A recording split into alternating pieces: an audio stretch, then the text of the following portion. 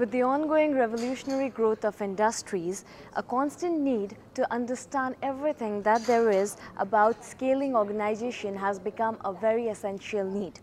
Today we have with us to throw a better light on the same is Professor Vasanthi Srinivasan, IIM Bangalore, who is currently working on the advisory board of NHRD Networks, a member of the Indian leadership team of Globethics.net, Board of Director of Enable India and Fourth Wave Foundation. Hello ma'am, it's a pleasure having you here. Thank you.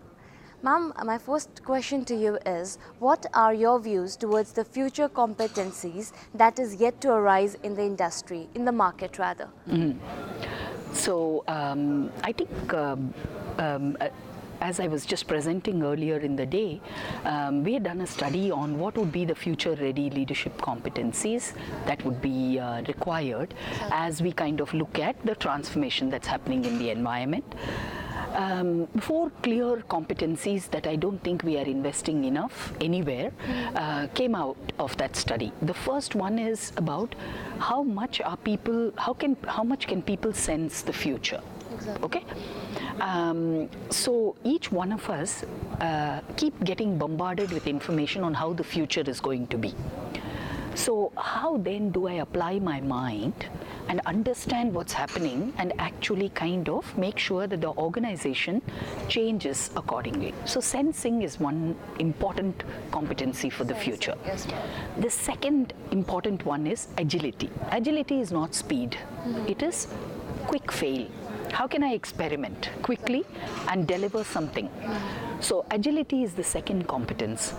The third competency that kind of comes through when we are looking at is that a lot of times our previous success actually becomes the cause of our failure. Okay. Because we are so good at something that we continue to do the same thing over and over again, and the environment has changed. We don't even recognize that the changed environment may not need that anymore. Right, ma'am. Yeah. So in some ways, the third competency is the same heuristics that got us could become biases, that we might make mistakes. Exactly. And the last one, which I think is equally important as a capability, is thinking systemically. Okay, thinking across different stakeholders and what are the implications for business. So I think these four future-ready competencies are something that we have to start preparing ourselves for. That was one lovely answer, ma'am, and very informative, I must say.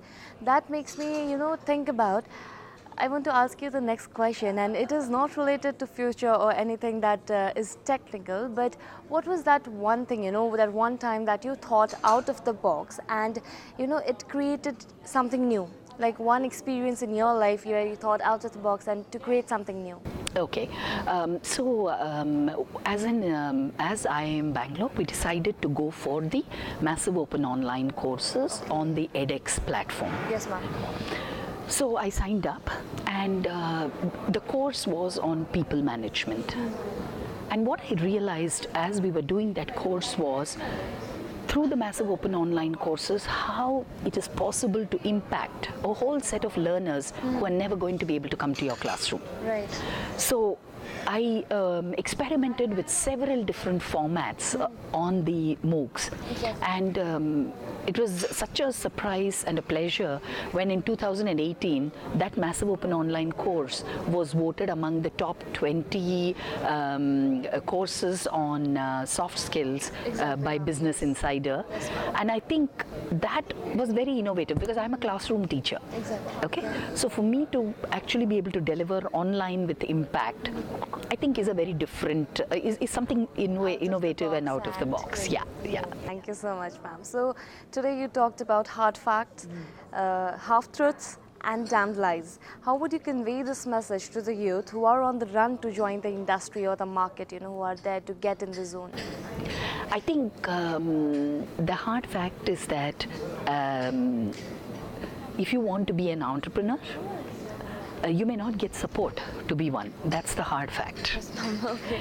The half-truth is that passion is just alone not enough to be an entrepreneur. Exactly. You need competence.